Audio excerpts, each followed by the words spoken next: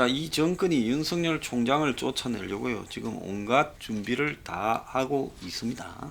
그래서 겉으로는 윤석열을 쫓아내는 일을 하지 않겠다. 윤석열을 유지하겠다라고 말을 합니다. 그래서 공연하게 과거에 열린민주당이 국민들을 자극해서 이 총선에 이기고 2004년에 오만하게 굴다가 망했는데 우리는 이번에 그렇게 하지 않겠다라고 말을 합니다. 자, 그런데 다른 한편으로는 윤석열을 쫓아내려고 지금 조국 수법으로 쫓아내려고 온갖 흠집을 옆에 지금 내고 있습니다. 자, 그런데 지금 윤석열 총장이 오늘 채널A를 압수수색을 했어요. 서울중앙지검 형사 1부를 시켰어요. 그래서 이 채널A 기자가 그 VIK 이철의 대리인이라는 지모를 만나서 그야말로 검언 유착을 했다라는 부분에 대해 검찰이 직접 한번 검언 유착인지 아닌지 캐보겠다. 그래서 결국은 이것이 MBC가 총장을 음해하는 공작을 한 것이 아니냐, 이 부분을 지금 노리고 있는데 MBC는 아직 압수수색을 하지 않았어요. 그래서 이 채널A의 그 이기자라는 사람의 취재 경위와 관련된 장소 5곳을 압수수색해서 신라젠 의혹 취재에 대한 내부 보고 문건이나 녹취록 녹음 파일 등을 지금 확인하고 있다라고 지금 이야기가 전해지고 있습니다. 근데 이 부분과 관련해서 재밌는 것은 신라젠에 지금 주식을 자기 돈을 거의 들이지 않고 사실상 신라젠 돈을 가지고 신주인수권부 회사채를 사서 1,000만 주를 취득해서 문헌상이와 이용한 곽병학이 등이 지금 2014년 3월부터 2015년 12월까지 페이퍼 컴퍼니 크레스트 파트너를 통해 돈 하나도 들이지 않고 결국은 이 1,000만 주를 취득을 했습니다. 문헌상인은 그 중에 156만 주를 2017년 12월에 팔았고 1,000억을 시세 차익을 얻었고 2019년 8월까지 10차례나 더 팔았다고 지금 이야기가 나오는데 팩사백이 실험 중단이 될 걸 미리 알고 주식을 그 전에 다 팔았는데 어떻게 문헌상이가 지 돈을 안 들이고 BW를 통해서 회사의 오너가 되고 이걸 장악했는지에 대해 신라젠이 상장되기 전에 최대 주주였던 VIK 이철이 이 문헌상의 BW 과정에서 관여한 정황을 가지고 지금 조사를 하고 있어요. 이철이 2014년 9월에 410억의 돈을 투자해서 최대 주주가 되었는데 그래서 상장 전에 신라젠이 상장이 가능하게끔 돈을 떼준 부분에 이철의 투자가 결정적이었어요. 그런데 이철이 지가 회사를 장악하고 있을 때 2014년 3월부터 2015년 12월 사이에 이 BW 발행을 문헌상이한테 시켜준 이유가 뭐냐? 자, 문헌상이가 돈을 안 들이고 주식을 1,000만 주 취득하면 상대적으로 그 당시에 투자를 했던 VIK는 손해를 보게 되는 겁니다. 그러면 회사에 들어온 돈이 없이 사실은 안에 있는 돈이 뱅글 돌았는데 그러면 최대 주주인 VIK는 1,000만 주를 그냥 준 거예요. 문헌상 등에게. 그러면 1,000만 주를 그냥 주면 이철의 지분이 주주 지분이 주주들이 더 많이 생기기 때문에 이철은 그냥 앉아서 손해를 보는데 이렇다면 이철이가 사기 혐의로 문헌상을 고소해야 되는데 뒷거래가 있었으니까 문헌상이 이런 식으로 그냥 아무 돈 투자도 하지 않고 이렇게 주식을 취득하는 걸 봐주지 않았겠느냐. 지금 이런 이야기가 나오고 있습니다. VIK가 투자한 410억 중에 아예 36억은 사라졌다는 걸 그걸 어디 갔는지 정치인한테 갔는지도 조사하고 있어요. 자, 그래서 문재인 정권이 지금 이 신라젠 부분과 관련해서 지금 상당수의 신라젠 돈이 지금 사라져 있습니다. 라임에도 봐도 지금 이 1억씩 쪼개진 270억이 넘는 돈이 지금 사라졌습니다. 수표로 만들어져 가지고요. 그래서 곳곳에서 수많은 돈이 사라졌는데 이 돈이 어디로 갔을 거냐라는 행방을 추적하면 결국은 이제 문재인 정권과 부딪히는 순간이 올 수밖에 없을 거라고 봅니다.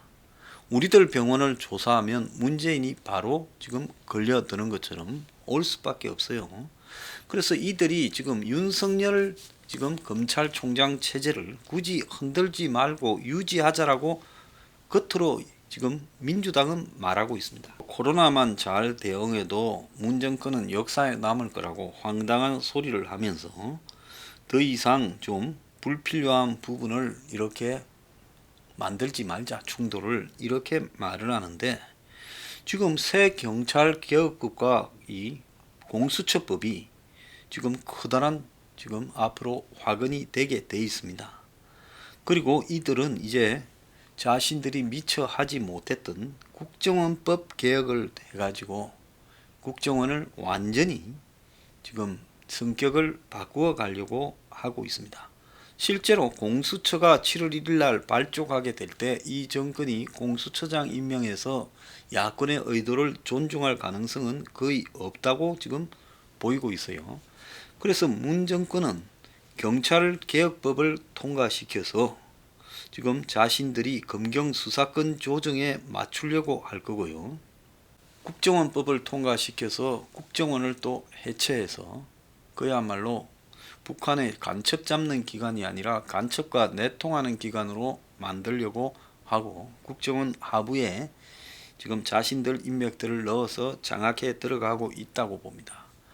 그것뿐 아니라 공수처를 발족시켜서 검찰과 근본적으로 지금 이 충돌하게 만드는 검찰의 권력을 해체하는 그런 지금 일을 추진하게 돼 있습니다. 자, 그들은 겉으로는 열린우리당 실패를 반복하지 않는다면서 자, 열린우리당이 2004년에 152석이나 차지하고도 계파 갈등이나 4대 개혁 입법이라는 걸 밀어붙이다가 국가보안법도 들어있죠.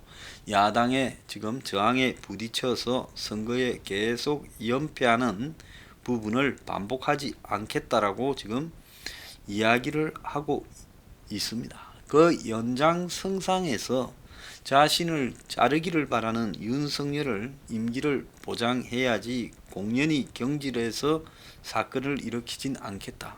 이렇게 말은 합니다. 자, 그런데 이들이 남북관계도 또 저들 마음대로 이제 하려고 할 겁니다. 이 속에서 과연 윤석열 지금 총장의 신라젠이나 라임, 상상인 수사, 앞으로 전개될 우리들 병원 수사와 이 윤석열의 임기를 보장해 주겠다라는 문정권의 의지가 같이 굴러갈 수 있겠느냐? 저는 천만의 말씀이라고 생각합니다. 지금 이 조국식으로 윤석열을 주변을 누더기로 만들어서 윤석열을 쫓아내려고 하는 시도들이 최강욱이, 황희석이, 그 다음에 김남국이 등에 의해서 진행되고 있잖아요. 자, 그런데 그리고 김어준이나 김용민이나 이런 사람들이 다 여기에 앞장서고 있습니다. 그리고 MBC나 한겨레 같은 이런 또 좌파 친북 언론들을 동원해서 여기에 다 투입하고 있어요. 자, 그런데 과연 이것이 윤석열을 유지하고 그대로 가겠다? 저는 어불성설이라고 보고 있습니다. 결국 이들은 윤석열 제거를 하기 위해서 자신들이 먼저 핑계를 끄는 게 아니라 윤석열이 먼저 이 사태를 초래했다. 이런 부분을 가지고 이제 명분을 만들려고 이렇게 자중하는 척할 뿐인 거죠. 자, 윤석열 총장은 슈퍼 여당 180석의 민주당이 막아도 갈 길은 간다고 이렇게 지금 분명히 자기 의지를 수사로서 보여주고 있습니다. 총선 끝난 이후에 검찰의 지금 수사가 더욱 날카로워지고 있어요. 최강욱은 세상이 바뀌었다는 것을 확실하게 느끼도록 갚아주겠다. 이러면서 지금 윤석열을 총선 직후부터 겨냥해서 보복을 검찰을 향해서 해주겠다고 이야기를 하고 더불어시민당의 우이종 대표라는 사람도 여의도에서 이제 윤석열 당신의 거취를 묻고 있다고 자진 사퇴를 압박하고 있습니다. 자, 윤 총장에 대한 개인에 대한 정오와 분노, 그리고 사법 처리 복수까지도 이들의 지금 시각에서 보여요. 최강욱은 한 줌도 안 되는 부패한 무리들의 더러운 공작이 계속될 거다. 최소한 저 사악한 것보다는 더럽게 살지 않았다고 말을 합니다. 자, 이런 최강욱의 지금 계급품 묻는 분노의 뒤에는 누가 있겠습니까? 그 문재인이 분명히 있는 거죠.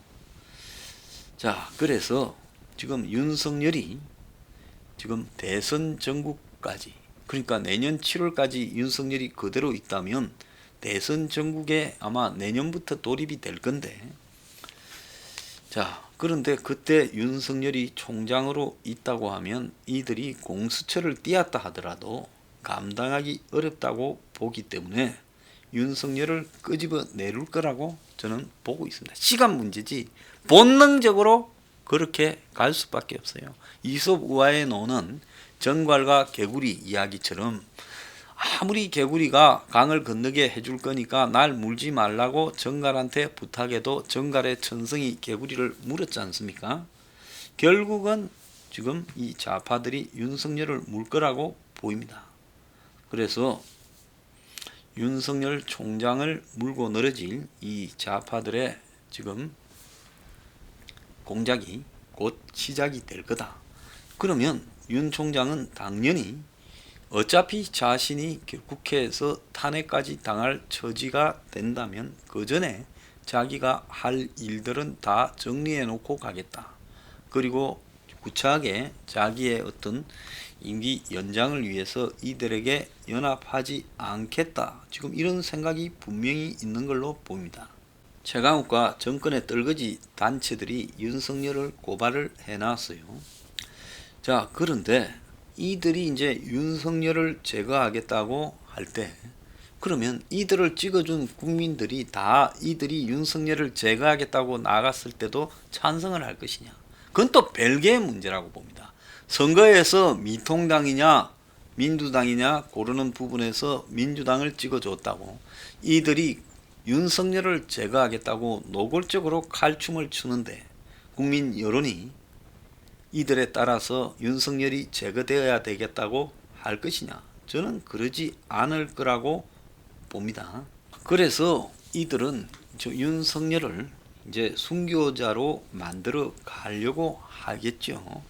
그러면 윤석열 총장은 바보입니까? 손발 다 잘리고 할 수 있는 일이 아무것도 없는 상황에서 공수처의 수사 대상이 될 때까지 너네들이 날 잡아먹으라 하고 고개를 숙이고 있겠느냐? 저는 그러지 않을 거라고 보고 있습니다. 자, 그렇기 때문에 지금 이들이 다 그냥 권력을 쥔 것처럼 이 권력이 영원할 것처럼 설쳐된다고 하더라도, 자, 국민들은 자신의 삶이 조금만 흔들리면 현 정권에 또 등을 돌리는 부분은 시간 문제입니다. 솔직히 문에 대한 지지가 한때 엄청나게 철회돼서 제가 생각할 때는 국민의 4분의 1도 문을 지지하지 않았던 시점이 여러 차례 있었다고 봅니다.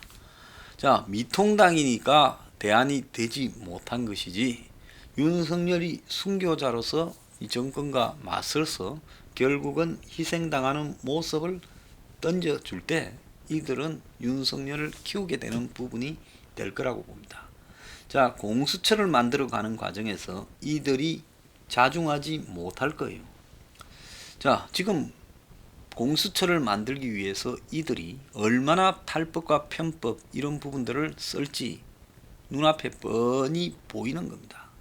자, 그런 과정에서 지금 윤석열 총장의 검찰은 수사에 이렇게 계속 매진하고 있어요. 수사가 속도가 굉장히 빨리 나오고 있습니다.